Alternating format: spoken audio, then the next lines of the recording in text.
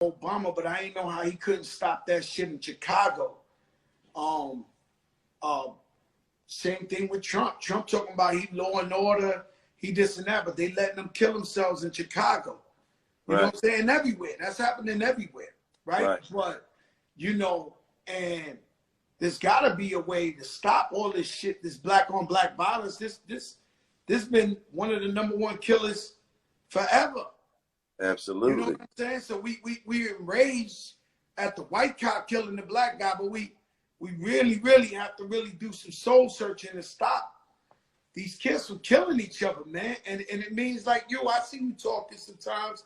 I talk sometimes, and I know they respect us on in a different angle, a different lane. You know, some people, you know, I was telling my daughter, I was trying to show my daughter we are the world, right? And my daughter was like, oh, if we had one now, then John Legend and Alicia Keys would be on this one. And, you know, those are like,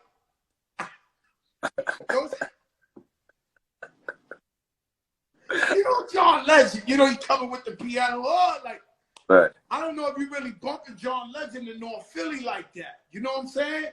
Well, so you know, they like good music everywhere. Yeah, I agree. But what I'm saying to you is, like, when we talk to them, they listen. Right. You know what I'm saying? Because they know, yo, Gillie for the streets. He wasn't perfect. He came up from the welfare. He came up fucked up. Fat Joe. They know exactly where I'm from. Right. Like, you go to New York and pin the donkey, like, put the star on the projects and come up in there, that shit, 20 floors, looking rusty as fuck, and be like, from here? They'd be like, nah, from here. Right. In fact, he's still from around here. Like, you know, so they respect that a different way. You know what I'm saying? So we got to find a way to just get out there and keep doing shit like this to spread the word, you know. And the COVID-19, like, I've been home for like almost 4 months. Yeah, me too. And what I'm trying to figure the fuck out is, how's all these protesters out here protesting? If that shit don't spike by the fucking 2,000%, I'm going the fuck outside. Same here.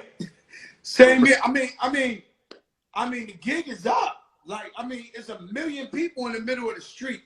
If that shit don't be like world record COVID-19, then I'm feeling like we get jerked.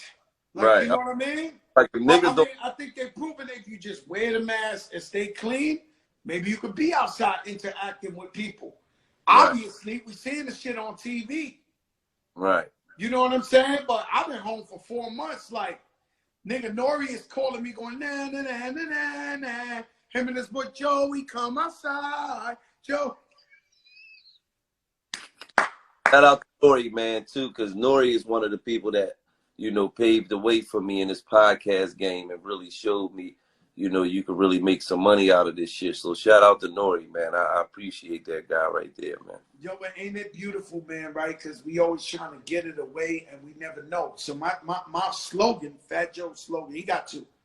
But my slogan is, you got to be in the game. You never know. So my approach for that is say Dr. Dre. Dr. Dre, one of the greatest producers of all time. Suge Knight came and said, yo, let me have that. Give me the company. $300 million. That's what Death Row was worth. Said, nah, I'm going to hold that. Dr. Dre said, I don't know too many of us that would have walked away from that paper.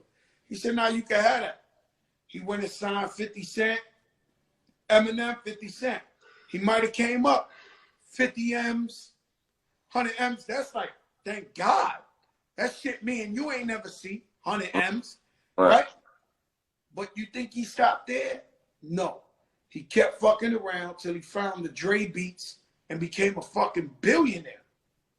But so you got thing is, getting crack is he left the prior shit before Death Row without no money. Yeah. You know what? Keep that shit. I'm cool. I will go over here. Let me tell you something. This guy, man, he know how to make money regardless. He know one thing. Wherever he go, he gonna get to the bag for real. but that's my point, right? My point is like, look at you. You started throwing little game to the people. Now you got the podcast. You making money. We always thought it would be off rap. Right. You know what I'm saying? Now the podcast going to lead to other shit, TV shows, this and this, Right. that. Right. It's all going to lead to something. You know what I'm Right. saying? As far as Nori, same thing. I mean, living legend, platinum so many times, but then he started the podcast and shit ring the fuck off. Right. And now he don't want to rap. Right. But because at the end of the day, sometimes guys show you that, okay, I put you on a different train now. You know what I'm saying? Yeah. I don't want you to be out there and be a 40-plus-year-old rapper that feel like you gotta rap. You feel what I'm saying? Nori don't feel like he gotta rap. So if Nori decided to put out an album, it's because I just want to. This is what I love to do. You know, vice versa with me. I don't feel like I gotta rap. But if I do it, it's just because this is what we love to do. You feel me? One thing I understand that when you put that hustle in, God gonna test you, then he gonna bless you. You feel what I'm saying? And one thing I know is how to hustle. And I ain't talking about as far as selling drugs, because drugs sell itself. You feel what I'm saying? A hustler is a nigga that can sell you something that you wasn't looking to buy. You feel what I'm saying? One thing I know. Really, man, this Corona shit came on up through the fucking camera on. I said, I'm going to learn this Instagram. Because I didn't know no social media like that. I've been throwing up little pictures here and there. I'm 4 years late to Instagram.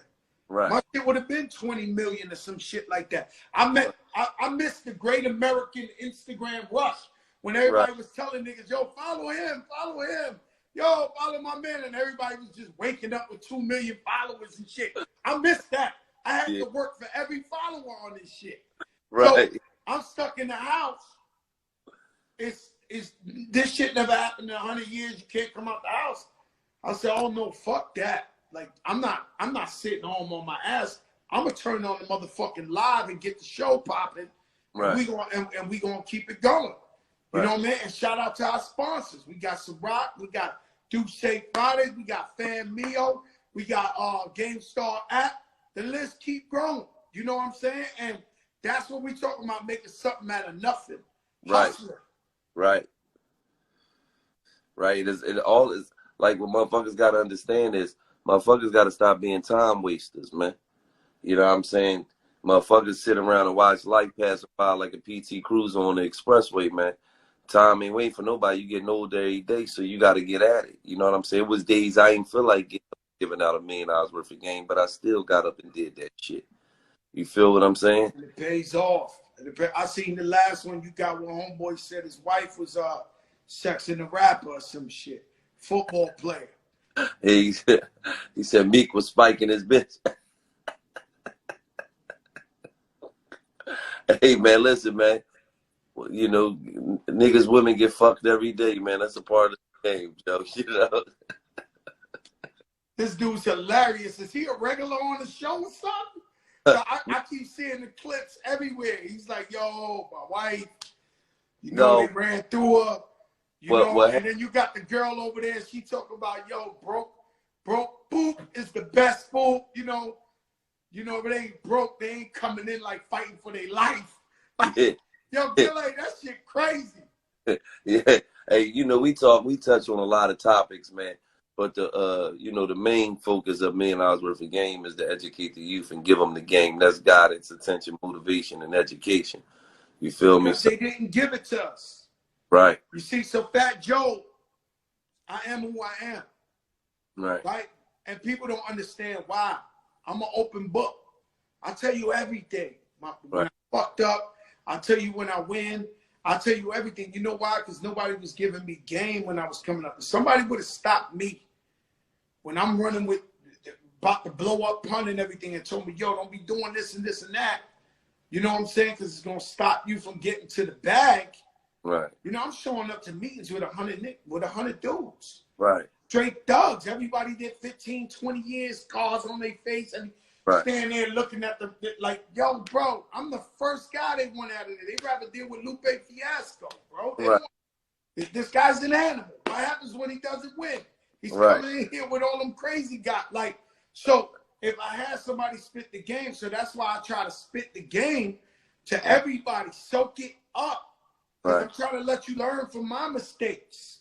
Absolutely. You know what I mean? And that's why I never I never used drugs, because I had close friends of mine that got caught up in smoking crack and this and that and using drugs. And I didn't have to use the shit to know it's gonna fuck me up. So Really? I watch, you know, family members and all that and be like, oh no, that ain't for me. Like, I'm not doing that. Same thing with cigarettes. My mom, she caught cancer smoke. My mom's is on the check-in right now, by the way. She caught cancer smoking cigarettes. Yeah, Mom Dukes is on the check-in. They cut her from ear to ear. My thing is, why would I want to smoke a cigarette? Like, I already see what it did to my mom's. That's just me personally. So when you give out game, and I'm giving out too much free game. I'm on the show every day giving out free game. Me personally, I never use drugs either. I just smoke weed. There you go. And I already told my first time I smoked weed. What you said? I smoked weed one time. I ran out the crib butt naked at 3 in the morning. And the girl jumped in the car and was like, yo, Joe. And I was like, I'm going to die. I'm going to catch a heart attack. I got to go to the hospital. So she gassed me to get in the car, came around the block. I took like 7 showers. I could never do this shit again. Gilly, you can't. But Fat Joe running through the South Beach naked niggas and be like, oh my God. That boy had the K2. He had, the bath salt. I don't know why for some people, though, weed make them paranoid. Like, bro, paranoid is an understatement. I thought I was catching a heart attack. I went and took 7 showers. Every night I see them in the studio, they smoking mountains of weed. I said, damn, man. Like, I wish I could enjoy that. Like, I can't enjoy that. And the crazy shit is I don't smoke weed. I leave the studio every night smelling like a mountain of weed. And it's like, yo, the police gonna pull me over. There's no way I'm gonna be able to convince them I'm not smoking weed. I smell like a weed ball. You know what I'm saying? Hey, that's part of studio life, man. That shit there like chocolate candies, B. The weed in the studio.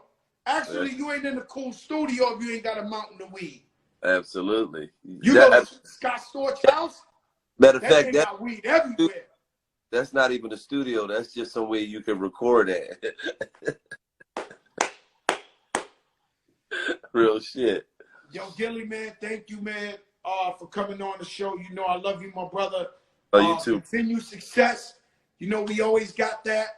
Thanks for coming. You was about to be the first false advertisement. No, man. Big show. This is a big show. I almost gave up. You know what's crazy? Because I'm a person of you know, I'm about being on time and being punctual and shit. I could have swore you said 9 o'clock and shit, but you said 8, so I apologize, brother. My brother, nothing but love, man. Stay up, man. Gilly from Philly. Gilly the Kid. Gilly the King. Woo! There you have it, guys, man. Now I'm happy. Shout out to the mayor. I'm sure he already doing this sneaker show. You know, I was going to hang up and go to the sneaker show. Yo, E Philly, what's good?